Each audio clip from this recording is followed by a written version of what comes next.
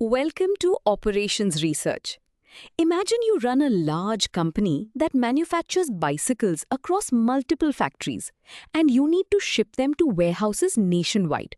Your goal is to spend the absolute minimum on transportation.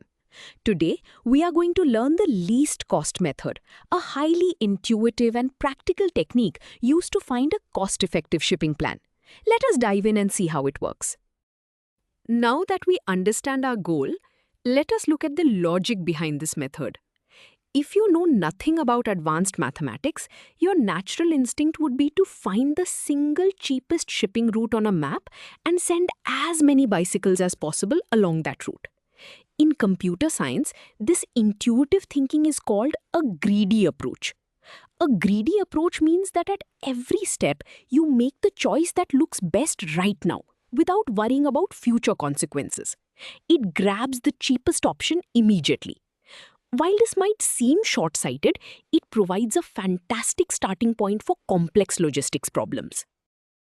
Building on this greedy logic, let us break down the exact allocation procedure step by step.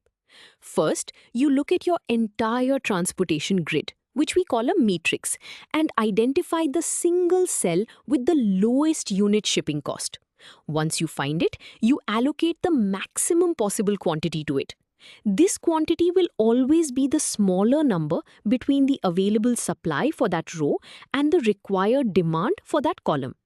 After making this allocation, either the factory's supply or the warehouse's demand drops to zero. You then cross out that exhausted row or column and repeat the process. Before we apply this procedure, we need to know how to calculate our final bill.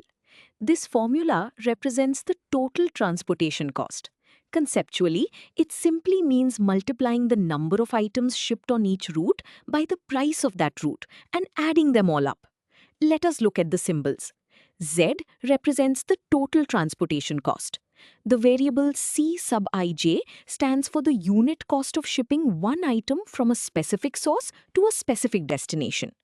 The variable X sub ij represents the actual quantity of items we decide to ship along that route. When X increases, our total cost Z increases proportionally based on the unit cost C. Now that we have our formula, let us solve a practical problem. We are given 3 sources with supplies of 10, 20, and 30 units, and 3 destinations demanding 15, 25, and 20 units. The total supply and demand both equal 60, so the problem is perfectly balanced. We start by scanning all 9 cost values in the matrix to find the absolute lowest number. The lowest cost is 1, located at source 1 and destination 3. Source 1 has 10 units and destination 3 needs 20. We allocate the maximum possible, which is 10 units. This exhausts source 1. Let us visualize what we just did on the transportation matrix. You are looking at a grid where the rows represent our 3 sources and the columns represent our 3 destinations, plus a column for supply and a row for demand. Notice the cell in the top right, connecting source 1 to destination 3. It has a unit cost of 1 in the corner. We have placed a circle around this cell to show our allocation of 10 units. Because source 1 only had 10 units to give, its entire row is now effectively crossed out, meaning we cannot use it for any future allocations. Moving forward with our remaining options, we look at the uncrossed cells in rows 2 and 3. The lowest available cost among these is 4, located at the route from source 2 to destination 2. Source 2 has 20 units available and destination 2 needs 25 units. We allocate the full supply of 20 units to this cell. This completely exhausts the supply at source 2, so we cross out the second row. Destination 2 still needs 5 more units, which we will have to fulfill from our last remaining source. Continuing our greedy allocation, only the third row remains uncrossed, with costs of 5, 6, and 8. The lowest of these is 5, which is the route from source 3 to destination 1. Destination 1 needs exactly 15 units, and source 3 has 30 units available. We allocate 15 units to this cell.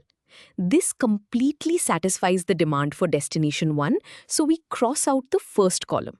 We note that source 3 still has 15 units left to ship to the remaining destinations. We are now down to our final two cells in the third row, with costs of 6 and 8. The lower cost is 6 for the route to destination 2. Destination 2 still needs exactly 5 units, and source 3 has 15 units left.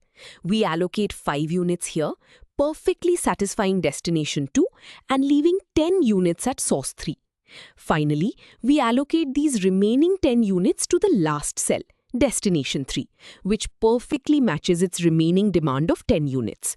All supplies are exhausted and all demands are met. With all allocations made, we can now calculate the total cost of this shipping plan using the formula we learned earlier. We do this by multiplying each allocated quantity by its respective unit cost and then summing all these individual route costs together.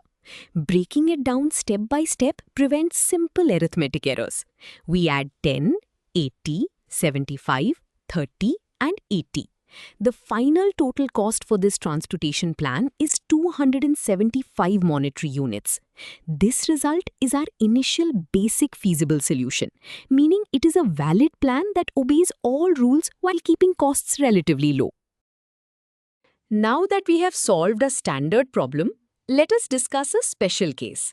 Sometimes when you scan the matrix for the lowest cost, you will find that 2 or more cells share the exact same minimum value. This is called a tie. It can be confusing at first, but the rule is simple. You can arbitrarily choose either cell. However, a smarter strategy is to choose the cell where you can allocate the largest quantity. By allocating more units to a cheap route early on, you maximize your savings and keep the overall total cost as low as possible. Let us look at a quick scenario to demonstrate this tie-breaking concept. Imagine a new matrix where the lowest cost is 3 and it appears in 2 places. The route from source 1 allows a maximum allocation of 40 units. The route from source 2 only allows a maximum allocation of 15 units. Following our smart tie-breaking rule, we should choose the route from source 1 first.